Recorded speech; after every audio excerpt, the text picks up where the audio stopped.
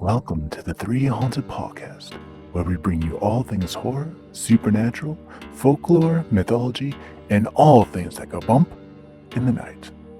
Hey guys, this is your co-host Ashley Lunar Goddess, Gorilla Girl filmmaker and horror-loving cinephile. I'm just your average pun-making swearwolf that loves to explore the spookier things in life. Hey everybody, I'm John Thomas, paranormal investigator, super smartass, and film lover extraordinaire.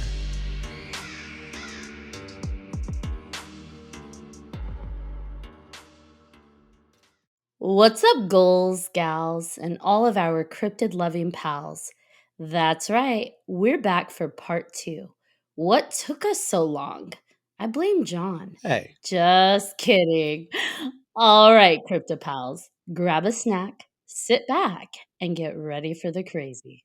but first, a word from our network sponsor. Are you looking for more awesome podcasts? Head on over to withoutyourhead.com for access to the Without Your Head podcast network, where you'll find a variety of podcasts sure to keep you entertained and coming back for more. Fuck, we got a whammy. We got a whammy. You're crazy. You're a whammy, John. You betcha. All right. Wow. All right, bring us back. This really is going to be crazy. It really is. Hi everybody, I'm Johnny Knoxville. Welcome to Jackass. Wait, wrong show. Shit. And who else do we have with us today, Jonathan? We got a smorgasbord of people. Wow, that was a weird word. We've got. Are we going to eat them? That was a mouthful. That's what she That's said. what she said. Oh, Michael Scott in the house. We've got Bodhi back. We've got Lila back. And What ladies up? and gentlemen, children of all ages, we have a surprise. Who is this mofo?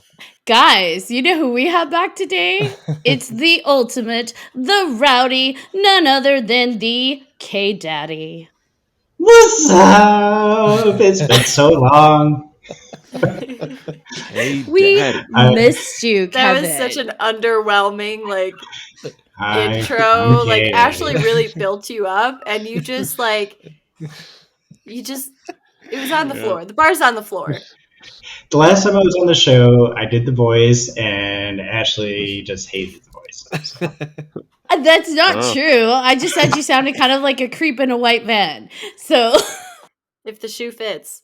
Bodhi, for those that don't remember Bodhi, the epic Bodhi, he is all about creativity and amazing killing from the amazing state of Minnesota, where he's involved in so many awesome projects, not limited to Northport. You want to remind people about Northport? Well, thank you very much. I'm just glowing from that introduction. Yes, I live in Duluth, Minnesota on the north shore of Lake Superior. I'm an artist, author, and I make weird videos on YouTube. And yes, last time I was here, I had just published my book, Northport 1999, which is a horror novel, online through Patreon. And now I'm going to be publishing it to the public in October in the lead up to Halloween to celebrate those horror vibes. Woo! Horror vibes, yeah. Hell yeah. Congratulations. Thank you. Thank you. I like to say that my story is kind of like if Twin Peaks had monsters and cyborgs and mad scientists. So if you guys are into Stranger Things or X-Files, then you know where I'm coming from with Northport. Sold. I'm going to order a copy as soon as it's ready. I got the privilege to read a few of the beginning chapters, and I was all in. I was like, yes, I need more. Yes, Ashley was an awesome test reader, helped me through the beginning portions of it. I can't wait to send you guys the book soon so that I can hear all your thoughts, pick your brain on the next time I'm on the podcast.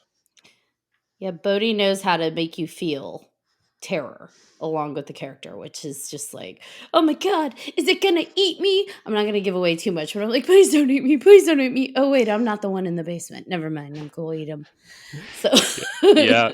Oh, I'm glad, I'm trying to instill terror. And for the listeners at home, I'm showing everybody here the face eater, the creature from the story, who perfect for cryptids, right? I'm here. I'm on a fact-finding mission for my writing. I'm going to mine you horror aficionados, your brains. I'm going to learn everything I can about cryptids and see how I can employ it in my writing. So I have an agenda. That's what I'm saying. we welcome Bodhi. We also have Lila, the lovely Lila. We've missed you this season. Last season we were with you every episode almost. So I was like, I've missed you this season. I'm very glad that you're able to come on to this one. I missed you guys too. It's been a busy past couple of months, so I've had to step away a bit more. Side note though, on terms of the creepy stuff, I just had a Chipotle napkin fall from my desk and onto my foot, and I didn't know what it was, and it scared me. And I have not had Chipotle in probably a month, and I don't know where this napkin came from. But I felt something brush against my foot as Bodhi was speaking, and I got a little spooked. Oh, do. So that's where I'm at It mentally. came from Qdoba. But no, I missed you guys, so I'm happy to be back. Yay! What a wonderful team. What an awesome lineup for tonight. I'm very excited. So now the question is, who goes first? Who wants to give us the first cryptid? Is it like spin the bottle? Do we just like, what do we do? Well, you're the blood baroness. You gotta be a baroness and get in All right. charge. Tell All right, us what's K-Daddy. Give us the first one, K-Daddy. Oh, God. So the cryptid that I absolutely love is the Slender Man.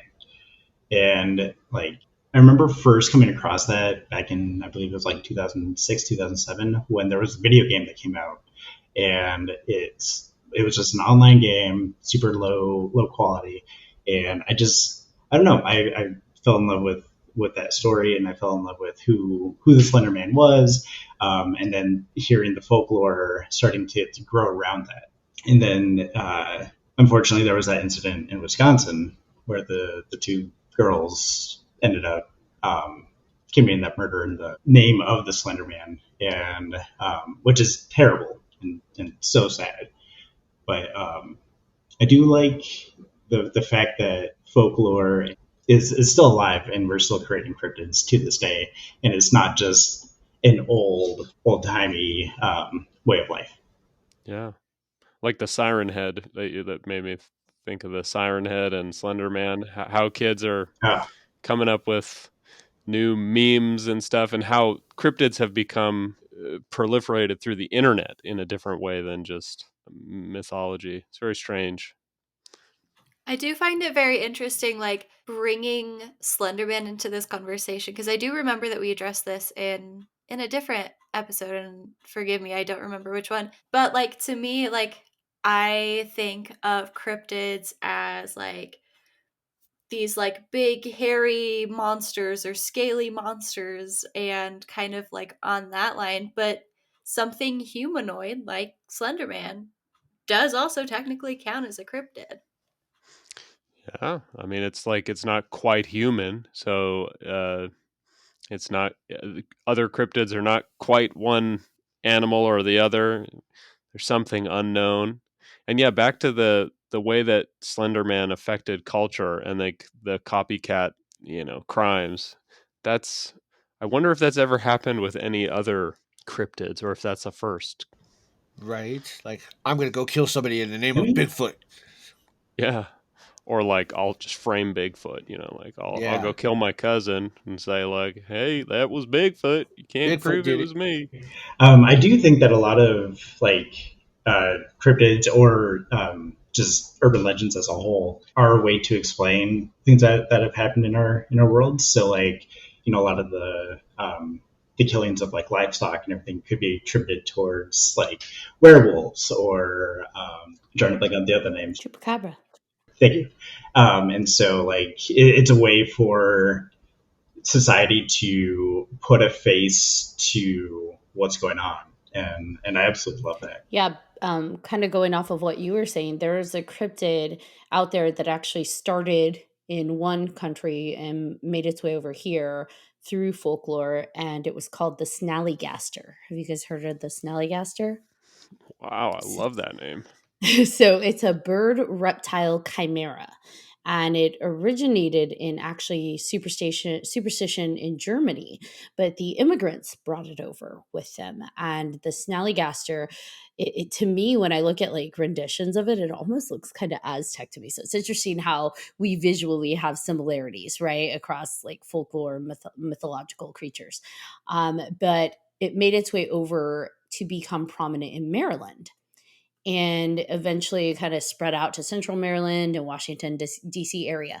But what I find really interesting is that in the 18th century, it was talked about that, it was a mixed half bird with features of a siren and features of demons and ghouls. So we've got like all these horrible things that people kind of nightmares people dream of, kind of hybrid into one thing. And the earliest stories claim that this monster sucked the blood of its victim, so almost like vampire-like.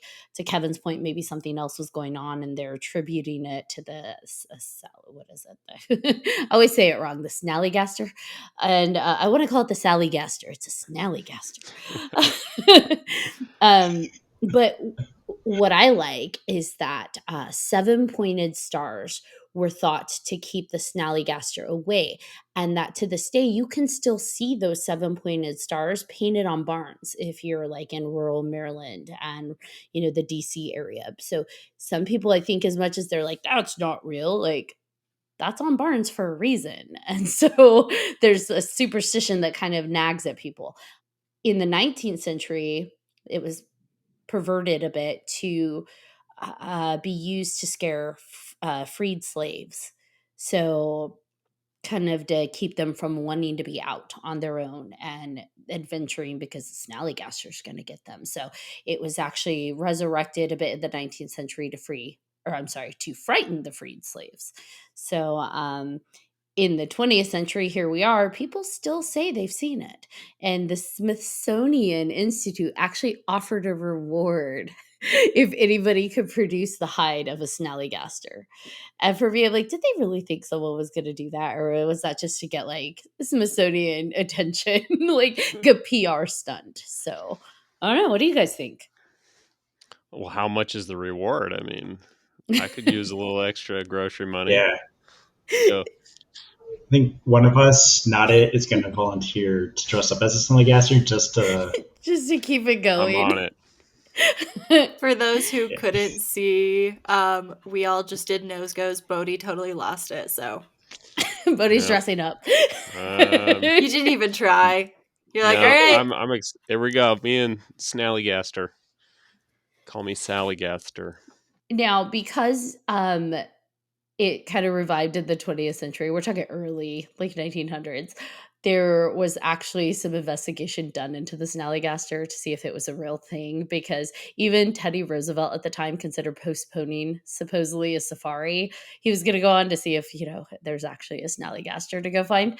But after going into the different reports, they figured out that the resurgence of it was part of a hoax created by these editors and reporters in this one small town to try and increase readership. So they kind of borrowed themes from the folklore of the original snallygaster, but added on elements of the Jersey Devil. So interesting. Yeah, Jersey Devil is one of the freakiest ones for sure. It's like one of the most original. When you look at pictures of all of the different cryptids that people have reported allegedly to see lurking around the corner, the Jersey Devil is it's like 5 different animals stuck together, like a horse with like bird legs and wings and horns, whereas most stuff is just like a furry ape man. Which is interesting because the Jersey's devil is another form of a chimera, right? So we've got these different creatures, these chimera type creatures that are making its way into cryptids and legends and folklore. And, we talk about this time and time again. What is it about the chimera? Like, people envision these different animal pieces together, and you have to start to wonder, are people actually experiencing something that is causing them to visualize these really complex hybrid, beyond hybrid creatures? What do you guys think? I think that it's interesting you bringing up chimeras, because that's actually something that I wanted to talk a little bit about. in terms of, I guess, like the history of cryptids and the history of, funky beasts. So like chimeras, originating Greek mythology, they're lions with what, a goat's head. There's some snake in there, but it can breathe fire. So it has all of these like crazy powers. Like cryptids are like a huge part of history, and it's a huge part of people's beliefs, like shoving animal parts onto each other. And they're like, this is a beast now.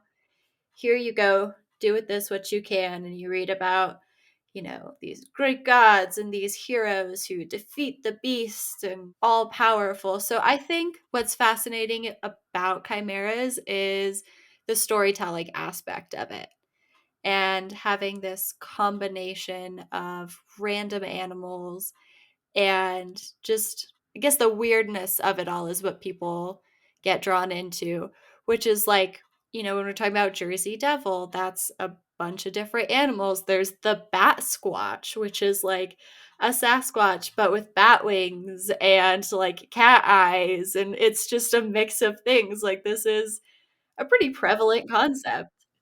Where's the bat squatch located? Like, Mount St. Helens. Oh, Yeah. So the first sighting of bat squatch was in Mount St. Helens in the 1980s, and it was described as an animal with yellow eyes, dark blue fur, and then bat-like wings. And it was about 9 feet tall. So it looks like a Sasquatch, but with big, big wings and very tall. and cat eyes. it's got an upgrade. Yeah. It got an upgrade. Sasquatch Part 2. Yeah, People evolve. Why not Sasquatch? There you go. Why not? But there's like another example of having this different mix of animals, and it sounds wild and it's intriguing. Ashley, your question is, where was this found? So it drew you in. You had more questions about it, and I think that that's what's fascinating about these different species or mixes of cryptids. Yeah. Speaking of a mix, there's like I talked about last time, there's Pressy, which is our version of the Loch Ness monster here on Lake Superior, and the artistic renderings, which I'm sure are extremely accurate.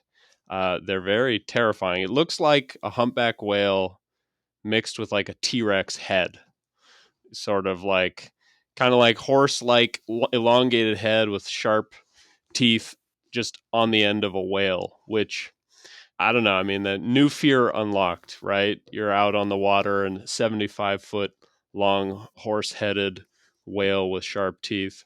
And the thing about this one, it actually kind of makes the most sense. It's the most plausible of the cryptids in my mind, because Lake Superior is the largest freshwater lake in the world by surface area and the third largest by volume. So 10% of the world's freshwater in one place. In some places, it's 350 miles long. Maximum depth is over 1,700 feet. So if you imagine, like, where might things lurk in the depths of the frigid water, we're not looking, we're not going out there scuba diving for fun. So all I'm saying is don't go out on the water. I'm staying on land. And also, not to speculate, but Superior has one of the largest shipwrecks sites and ship graveyards of all lakes. So Absolutely. The SS Edmund Fitzgerald, Yep. 1975. And so who knows, maybe that big ship breaking in two on Lake Superior, maybe it wasn't a storm. Maybe. And the bodies cover up. were never found. 29 crew members all missing to this day. Ooh, do. Do you think they were eaten, or like the likely the likely answer, if you were to ask a skeptic, which we are not, of course, we're not totally, today? I mean, I'm sure they are pressy turds by now. Sorry No. to be so disrespectful to the dead. Goodness. But the likely answer is that because it's so cold, like bacteria doesn't decay the bodies, so they're actually probably just still there, just fully formed, like perfectly preserved people at the bottom, unless they've been eaten by like sturgeon or lampreys, which have been known to be in Lake Superior. But maybe they are in the belly of the beast, so to speak. In the belly of the beast. I've always been curious though, like with like Nessie and Pressy, just because there's so many similar like cryptos all around the world. Like there's actually one here in Georgia called Altihama, and like it's in the Altihama River, and it's the same kind of concept where it's this giant, long, monster-esque creature, and except this one has like an alligator head. And so, but it's always fascinating just how there's always these like similar elements that just pop up in all the different regions and parts of the world. Yeah, there's a conspiracy afoot, it would seem. Jeez. I have a swamp monster of my own here. That sounds bad. Let me rephrase that. I have a story about a swamp monster. Yeah. Okay, here we go. That's better. The Honey Island swamp monster is a 7-foot tall, 400-pound, stinky gray-haired beast. It was first spotted in Louisiana by 2 hunters in the Honey Island swamp in 1963. Yeah, they were just out hunting, and bada boom, they saw this thing, and yeah. Casts of its feet show 4 toes, one off to the side, and then it has like 3 little skitty ones, 3 little web toes on the front of the foot. Here's the funny part. Some say the monster is a product of mating between escaped circus chimpanzees and alligators. That's like the best explanation I've heard. Right. I just thought that was hilarious. I'm like, that's got to come on here. So makes sense. Monkeys and alligators, like, yeah. They got lonely. Yeah, Ashley, what was the name of the one that we called the cocaine crocodile? I can't remember. I was trying to look that up just now because I cannot remember for the life name of of me. it, I'm literally Googling it right now because I'm like, what the hell is it? My Google search history has to be really amusing. Oh, if I know. anyone ever tracked my computer because I'm like, toothless crocodile snorts victims. Cryptid. What? Like, I don't remember. We just called it the cocaine crocodile, but now I cannot remember. I can't remember that. Yeah. I sent it to Kevin. He may still have it in our text. Might have this. Yeah.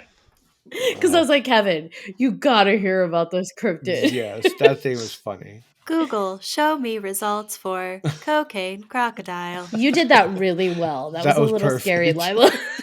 Thank you.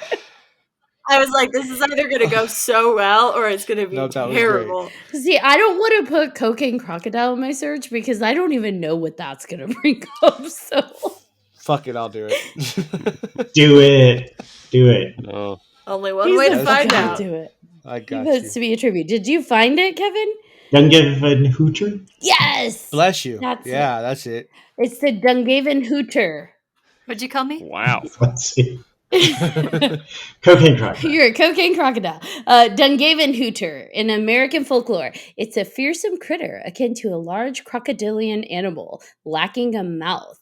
So it has to consume its prey by pulverizing its victims into a fine powder and then snorting them through a set of large nostrils. So now you know why we call it the cocaine crocodile. Wow. Yes. I love that it specifies large nostrils. It's not like regular size nostrils. And powder, too. It's a fine that takes powder. some serious skill to turn any living being. There's like a martyr and pestle thing going on here. It says the Dungaven Hooter catches its prey by surprise, pounding them into vapor with its tail and inhaling them through its nose. It's literally a cocaine crocodile. Yes. Wow. Is this from Florida? Probably. Supposedly it's a ghost legend from the Canadian province of New Brunswick, but it's an American folklore. So I'm not sure how that... I mean, we're neighbors, so somehow it crossed over. Man, that one gets a creativity star.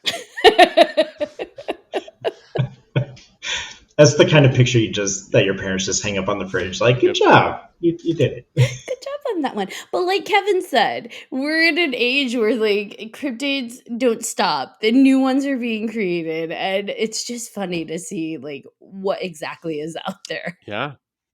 It's a crazy world. I mean, we're full of all different types of weird and creepy creatures. A few of them. I'm looking at a few of them right now. I would flip you off, but I'm being kind today. I'm choosing violence, but I know my limits. You're letting the intrusive thoughts win. Ashley, question. Because you just said that, coming up and creating cryptids, does it count as technically hang on, let me restart the sentence. Would it technically be a cryptid if it was something that was just made up and there has not been a sighting of it? So typically with the animals or beasts or whatever you want to call them that we're talking about, there have been sightings, there have been reports, there's been claims, evidence, whatever you want to call it. So what would the difference be then between a cryptid versus just storytelling? So here's the deal. Me choosing the word created is me being a judgy asshole. Because when it comes to a lot of these cryptids, like all of them, I feel like people are talking about this is what I saw or some kind of sighting as to where it's coming from in these different folklore origins. I'm just having in my own head a hard time believing people are actually seeing this thing pulverize its victim and then snort it through its nostrils. So could it be that that's a thing out there? Maybe. But for me, that's just me putting my own judgment value on it and saying, really, did you really see that? Because some of these do feel like quite a stretch. Um, again, I will agree, maybe, cocaine crocodile. yeah. So that's just me being judging. If I saw that, I'm going the opposite direction. I'm out of there. I'm not telling a single soul, because what if that sucker comes after me? I'll die with that. Well, the thing is, this was in a book. A guy compiled a book of folklore. And so I think for me, he called it Fearsome Critters. And so I think that this guy went out and just went to different communities and different, do you know what I mean, to compile those. So I don't necessarily think he saw it himself. I think it's just, this is what these people reported. So I just don't know. For me, some of these, like I read about it and I'm like, did someone really see that? Or is this one of those, it's a cryptid now because it's been passed on so long, but it originated in, like Kevin was saying or earlier, like a kind of story that we used for morals, right? Like some kind of moral of the story. Don't do this because this thing's going to get you. You were going to say something, Kevin. I know you keep trying to say a few things, but you're so quiet. Actually, what you just said segues right into a question that I was going to ask and throw to each of you. So, cryptids and a belief system. This is a two-part question. Could a cryptid possibly be an evolution of somebody's deity or somebody's spiritual belief?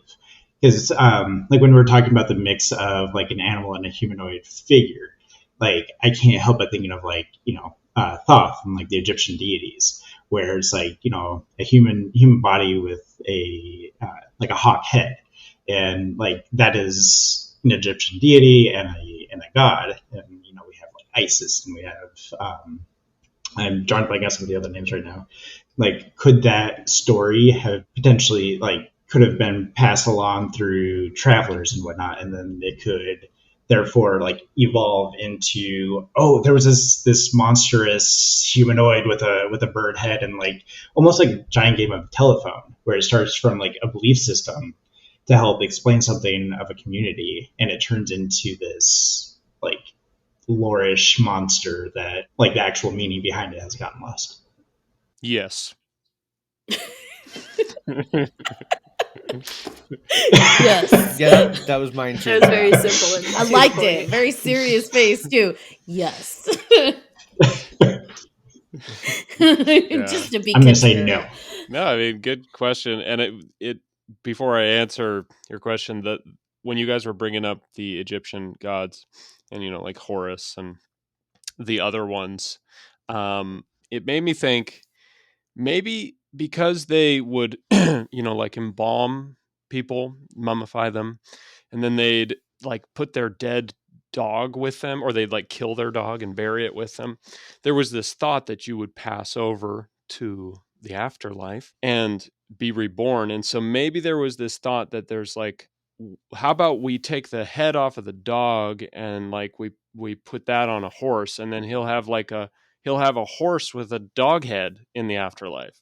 And then maybe this idea of like mixing and matching animals maybe had some grounding in their reality, this reality where you are sent into the afterlife with coins on your eyes. And, I'm talking about a whole bunch of different belief systems now, not just Egyptians, but Sure. this idea that what you're buried with in the afterlife is like what you have. And so maybe there's this moment where you can create a new creature by putting two different creatures together, and in the afterlife it will become alive. Almost Frankenstein, sort of like Frankenstein's monster, sort of. Not, I'm not saying that in like a derogatory way, like that some of these beliefs are monsters. But I believe in monsters. I do believe. I think it's pretty widely accepted. People call cryptids monsters. They're pretty monstrous. Yeah. But we will just put a stamp on everything we're saying. We're not trying to offend anybody. No. Except Ashley. I think that we've talked to a lot of people in a separate community. So we have metaphysical related guests on, right? And a lot of them have talked about their spiritual journeys where they go into these meditative states of being and connecting to these things external to them. And what they visualize in their mind's eye are these hybrid creatures, are these chimeric like creatures. So for me, when I think about gods, whether it be Indian gods or Egyptian gods or any of those things, where we do see humanoid or non-humanoid mixtures of animal creatures, different components. I also think back to one of our guests who said that certain elements that present themselves to us, we can't comprehend with our mind. So the energy that it brings is in such a dimensional space that we can't comprehend, that our mind tries to put that energy together with what we know. So we know dogs, cats, lions, tigers, so forth. And so with that energy, our mind's trying to piece together all these images to make sense of what is there. And then that is what we see.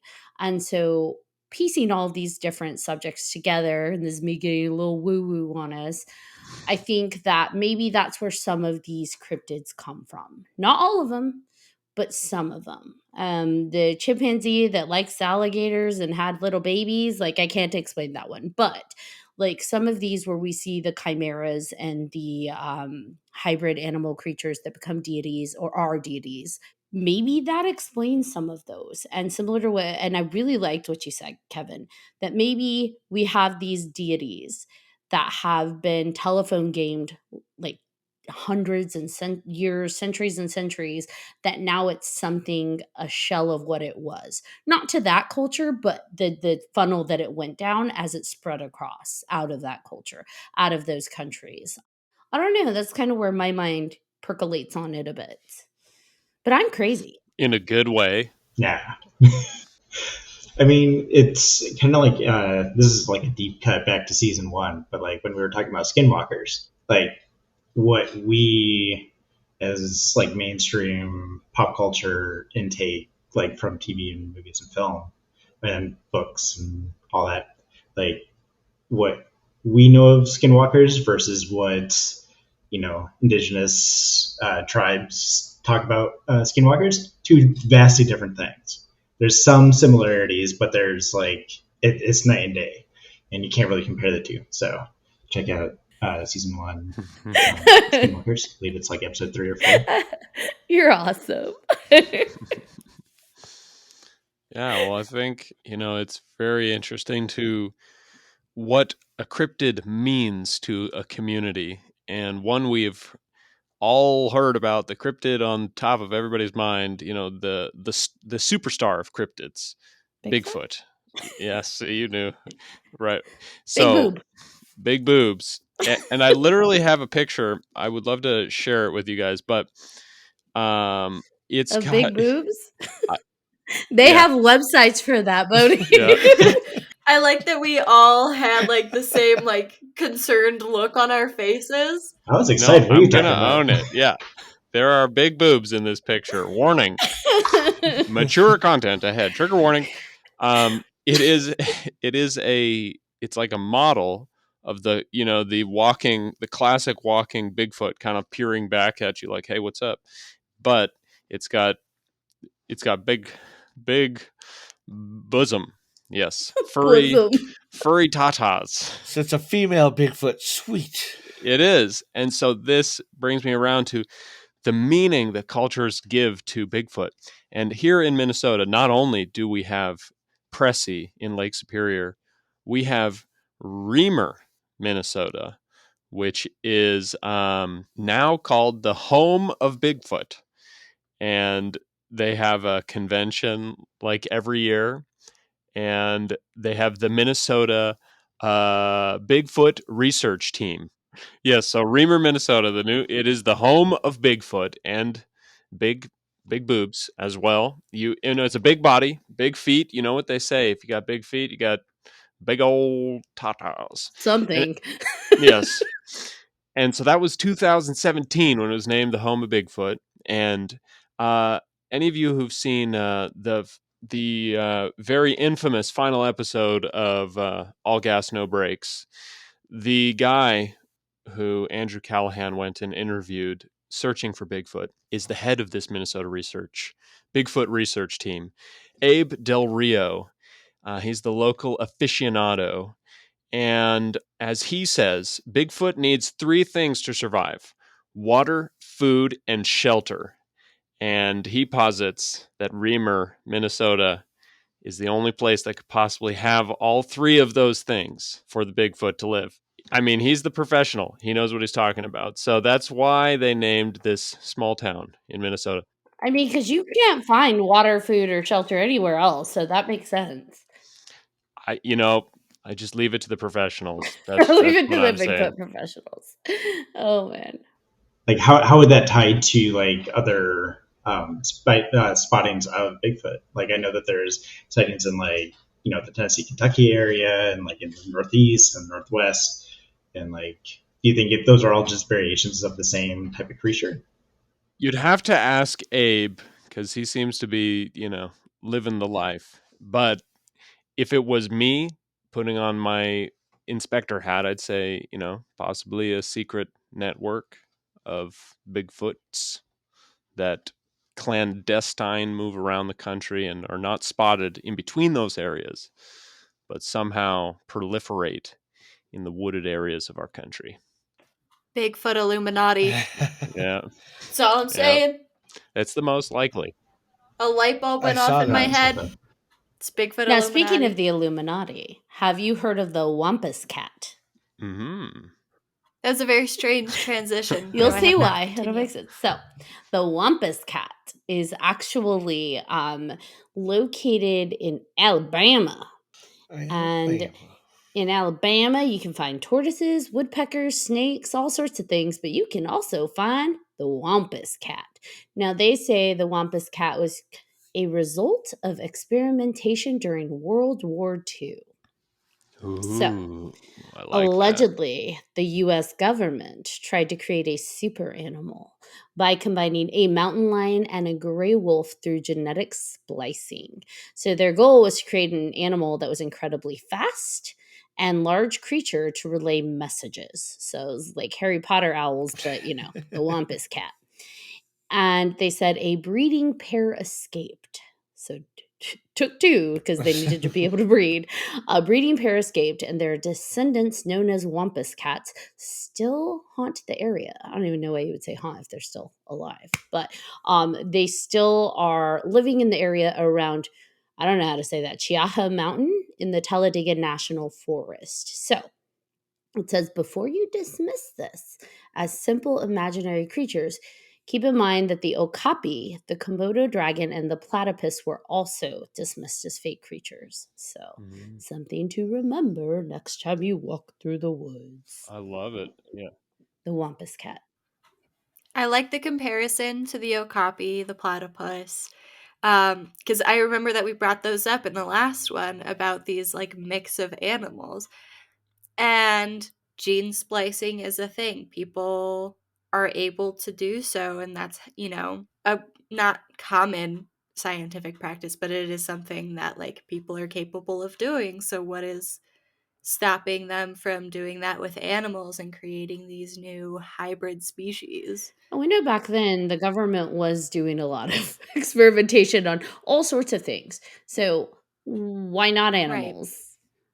Yeah, for sure. I mean, the defense budget, if you can convince somebody, a general that like, hey, this will help us in the Cold War against the Ruskies, like this is the next thing that's going to stop the war from reaching our doorstep. Like a lot of money would go into it. So a whole bunch of crazy off the wall stuff definitely happened. That one's one of the most probable origin stories I've heard so far. I'm liking Right. that one. It is interesting though, they would mix a dog and a cat. like, Yeah. like essentially we have a wolf and we have a mountain lion and two very powerful creatures. It's like, oh my gosh, if that were a thing, that would be terrifying. That would be an actual terrifying combination. It's cat dog. It's cat dog. Yeah. Love that That'd be creature. funny. Yeah. It's like, do they just sew two together like cat dog? Yeah. I could see that. How's it supposed to deliver messages? You said that was part of it? I think you'd have to probably be part of the Wampus cat experiment to know what they were planning to Hmm. do. But Tie a note to their leg or something, like, I don't know, like a bird. I mean, you Yeah. can And say, run free! train animals to be pretty darn, animals are smart. They're very intelligent, and some animals are really trainable to do things that we couldn't necessarily fathom before. Like you see how dogs are trained to be Yeah. military personnel in some kind of way. So it's like, who knows what they had planned for these animals? Right. It's the best of both species. Take the trainability and the man's best friend and The put it with assholeness of the that cat. psychopathic asshole cat that can climb trees and has retractable claws. Like, Right. Before Yeah. Kevin says something, because I know he wants to say something, kind of reminds me of Jurassic World, where they wanted to get the raptors and train them for military use and stuff like that. So, and that's all I got to say about that. Kevin? Well, I was just gonna say, like, just tapping into a little bit of what Lila was saying, what everybody else has been saying is like it's not really that far out of like reality because like we have ligers, we have donkeys, or no mules. So I mean the crossbreeding is there, and my question is like how did they get it to be able to reproduce? Like because I know ligers and mules. Please correct me if I'm wrong. I believe that they're sterile, right? That's true. Yeah. So that's also a point that I was going to bring up and you beat me to it, but it puts into question the like viability of the offspring and can that offspring even survive in the first place to make it to adulthood? So if we're talking terms of plausibility, yeah, the story's pretty plausible, but if we're talking about, oh, could this breeding pair actually reproduce? Probably not. And if it could, chances are that offspring is going to be sterile. That offspring is not going to be viable and it's not going to continue the lineage. Yeah, I was gonna say probably wouldn't even last very long. Get past like infancy, probably. Exactly. compared to like a $16 million fighter jet or whatever, if you're going to hire some people to mate a cat with a dog, and you got to do that every time you need a new cat dog. We need a good name for Wampus cat. It needs to be something more simple, like a dat A or dad. cog. But some hybrid animals can breed though. Like ligers are fertile and they can mate with other ligers, lions, or tigers. So let's say a Wampus cat like could breed, like it was like a liger, and it could breed with not other Wampus cats, but like mountain lions and wolves and other like that could be a concern. Now, I get that the ligers are similar enough that that would make sense, and this is probably more of a stretch because we have a canine and a feline. But I mean, there are examples of hybrid animals that can breed, and so for me, if they were saying, okay, it's a breeding pair, that implies that they were able to continue to breed them, right? What I find a little suspect is that two escaped, two that were able to breed, which would mean, I'm assuming, biologically male and female. And so the fact that just, conveniently a male and female escaped, that were able to continue the breeding line. I'm like, did they escape? Were they let go to see, can they, like Lila said, can they even continue to be viable? Can they exist on their own? Because it says, there's 22 million acres in Alabama or something. Like, can they survive? Can this be a species that continues on? Maybe it was a test. I don't know. All right. Who's got the next cryptid? I have a little small one here. Oh, yay. It's the That's Mongolian personal deathworm. to tell Hey everyone. now, John. hey. Let me rephrase that. I have a giant one here, the Mongolian deathworm. It's a giant red poison-spitting creature that lives in the Gobi Desert. And based on the description from this guy named Roy Chapman Andrews, who may or may not be the inspiration for Indiana Jones, it lives up to the name.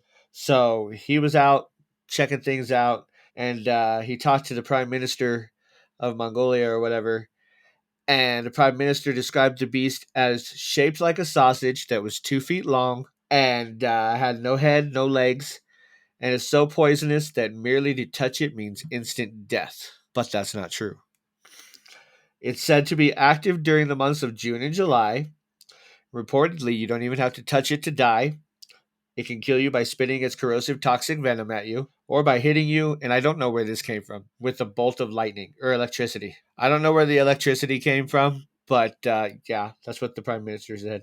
And nobody's ever taken a photograph of this deathworm.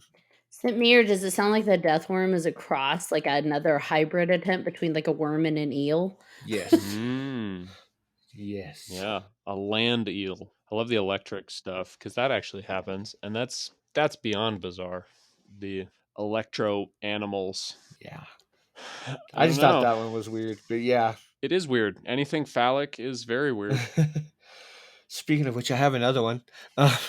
Oh, like that association. That's All what right. reminded you. Bring it on.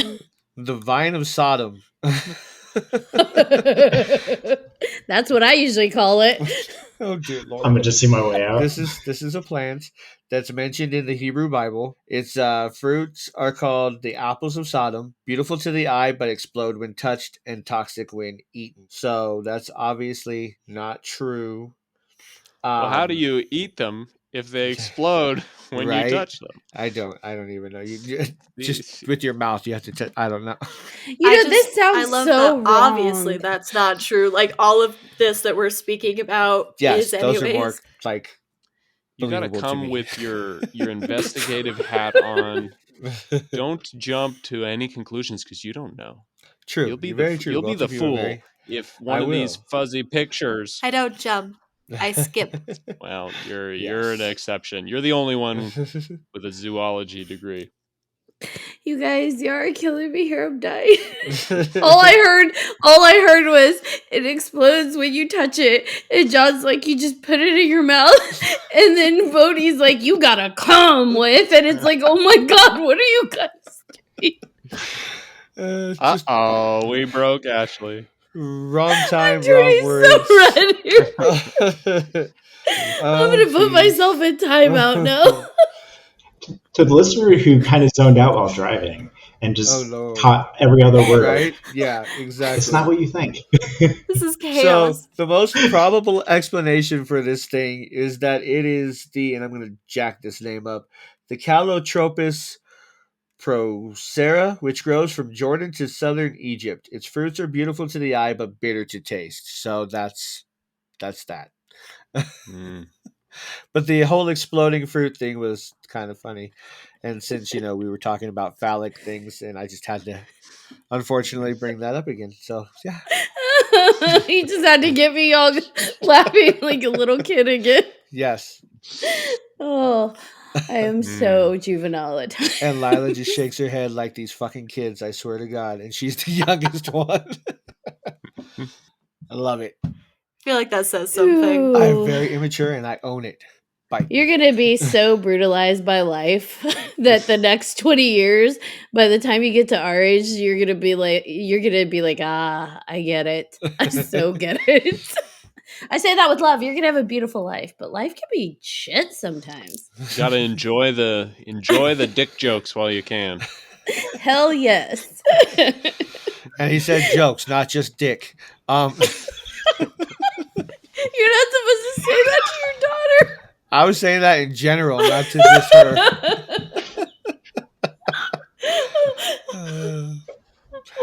Wow. It's a fucking party now. No, I'm just joking. Welcome back, K-Daddy. I'm too sober for this. I don't think I can get on the podcast anymore. All right, I'm done with all of those things. Next. Let the record show I wasn't the one that said the most inappropriate thing tonight. It's true. It was me. You guys, this is all fun. Yes. So speaking of the sea monsters and phallic icons, have you guys heard of the legend of the Tennessee Terror? Mm-mm. Ooh, rings a bell. No, tell me more. Okay, so in 1822, a sea serpent apparently rose to the surface in the Tennessee River as the farmer was fishing. The serpent was so terrifying that the farmer died soon after from fear alone. So, probably long enough to tell about it, but then, he died. In about 1827, so that's 5 years later, another fisherman was fishing on the river and was almost like capsized from his canoe by a bluish yellow creature built like a giant snake. So over the years, the legend has grown, and the Tennessee Terror became a giant 500-pound catfish, affectionately named Catzilla. Wow. So it went from a sea serpent, and this is where the telephone game comes, right? We had two fishermen that are like, oh my God, this happened to me. I saw this big snake, and oh my goodness. To now, over years, people have had fun with it, telephoned the hell out of it, telephone gamed it, and now it's a 500-pound catfish called Catzilla. So interesting. Yeah. I do love that it was affectionately named Catzilla. Like, people are like, "Aw, this is the best. Catzilla, love Why her." not Fishzilla, though? Catzilla just throws me off. Because It's it's a a 500-pound catfish. Okay, Catfishzilla.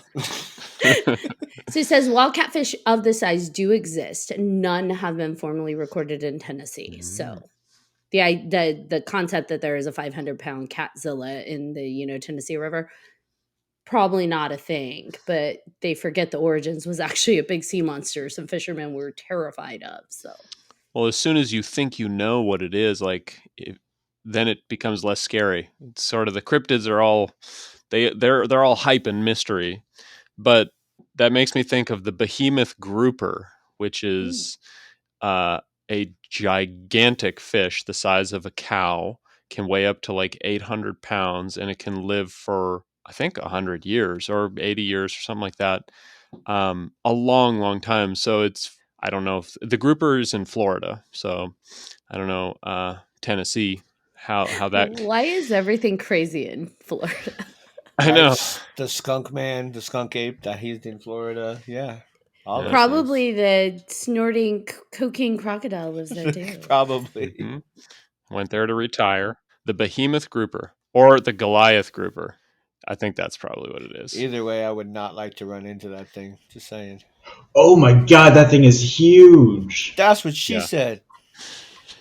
He was waiting for that. Yeah, you gave him that one. Yes, so the Goliath grouper. I'm pretty sure it's the second one, right? Yeah. Yeah. Kevin's looking it up. Yeah. Oh my God.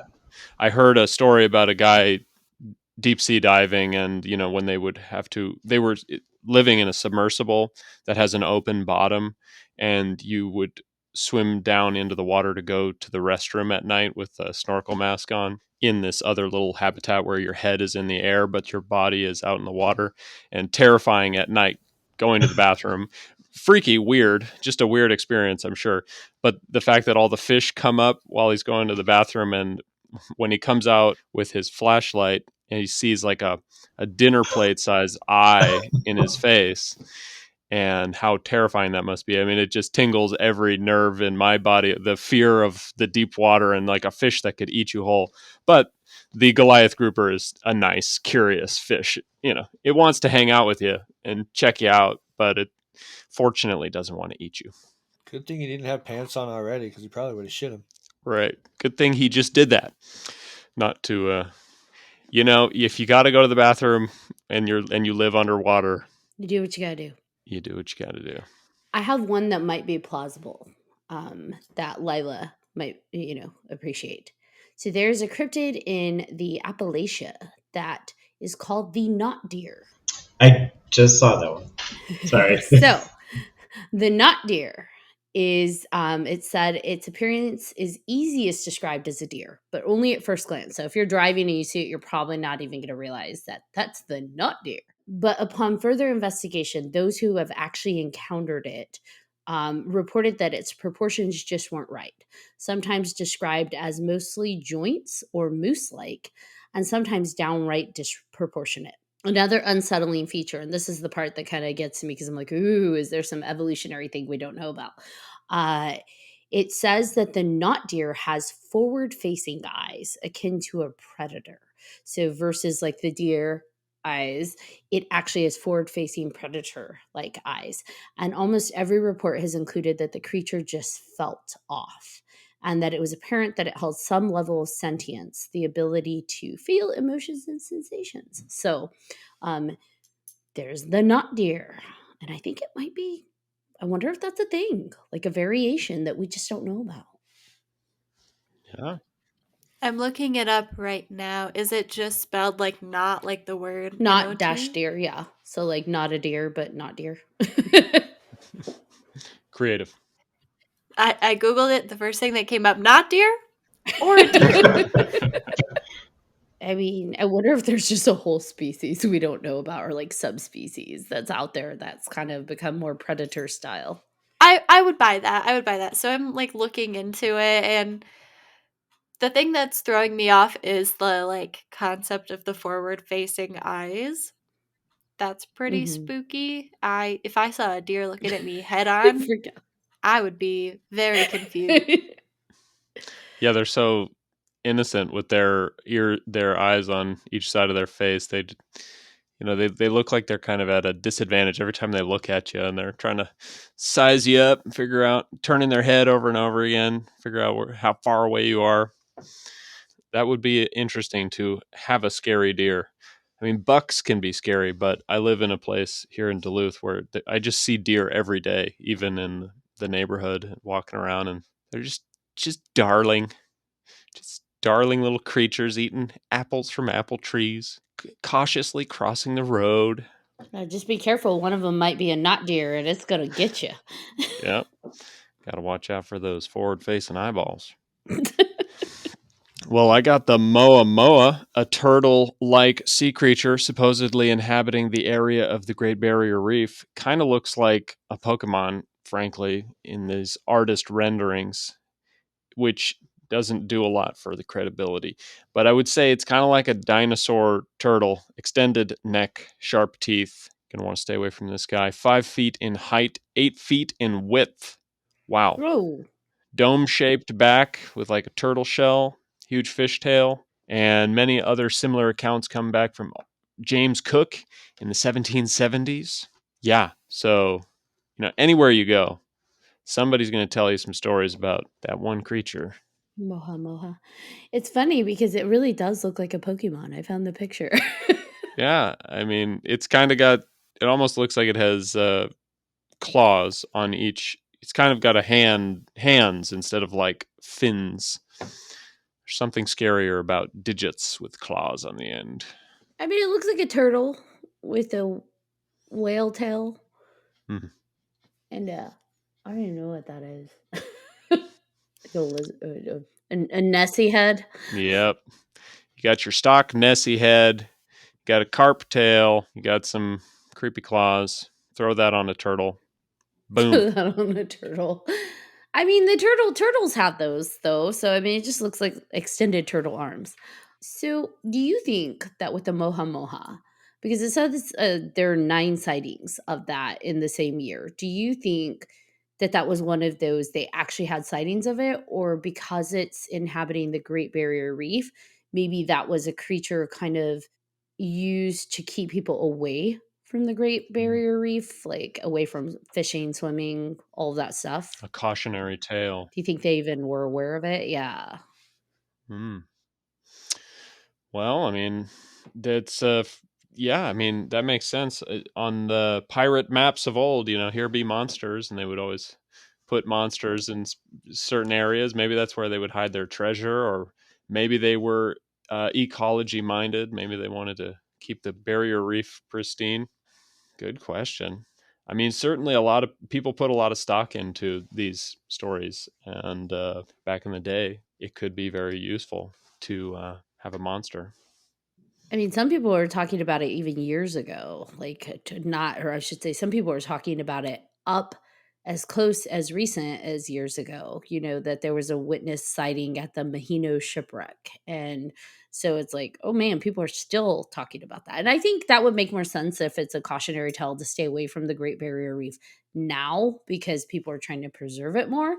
But back then, because that's like 1890, maybe it was more of a pirate thing. Like you said, here be monsters. Yeah. Okay, so we'll wrap this evening up with one last question for everybody. Out of all of the cryptids we talked about tonight, which one was your favorite? He just giggles. He likes the dick of a plant. Yeah. It's definitely the poisonous 2-foot schlongworm. Yeah.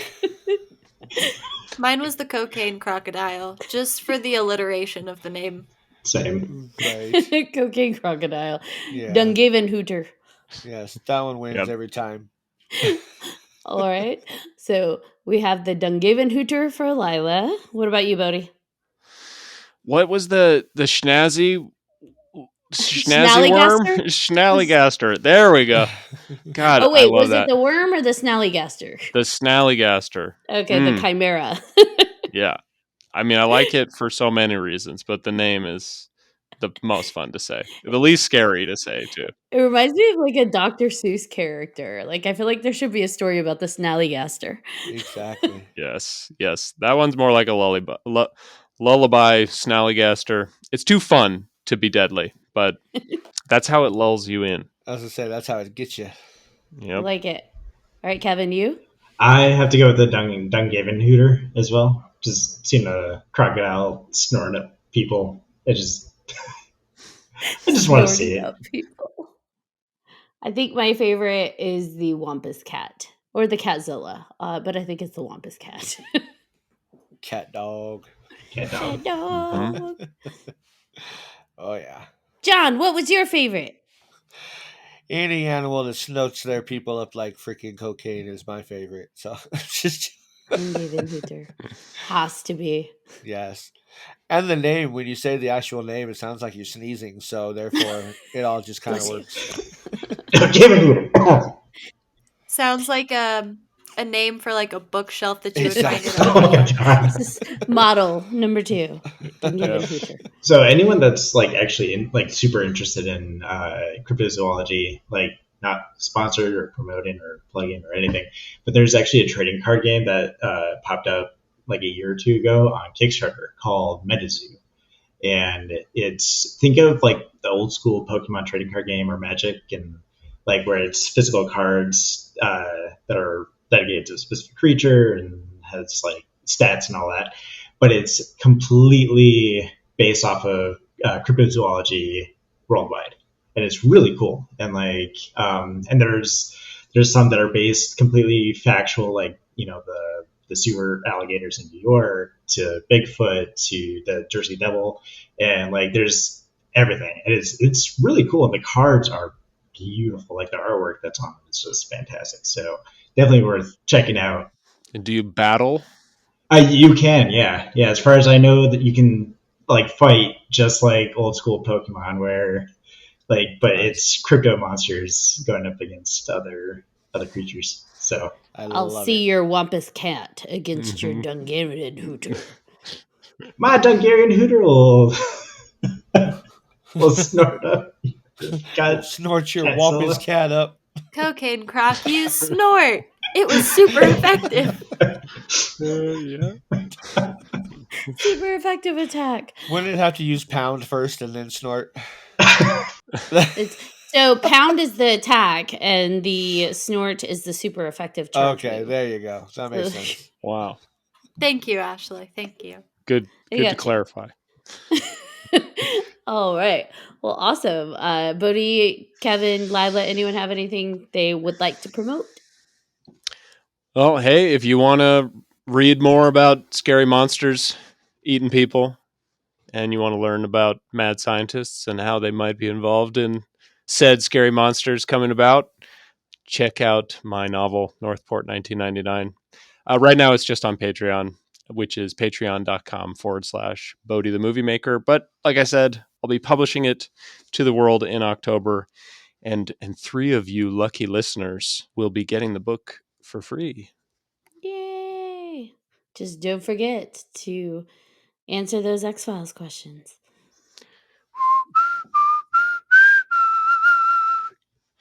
Oh, now that's going to be in my head. Yeah, What I about you, love the Kevin? Back and watch nostalgia. it. Yes. All right, John Thomas, bring us home, Jonathan.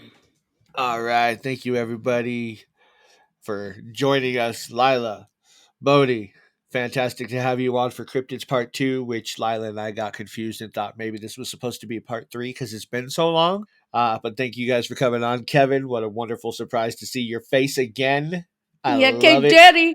Love you. Thank you for coming on. Love you all. Thank you, guys. It was a blast. Thank you to all of our listeners for listening to this episode of 300 Podcast with your host. I'm John Thomas. I am Ashley Lunar Goddess. Come on, Kevin, do it.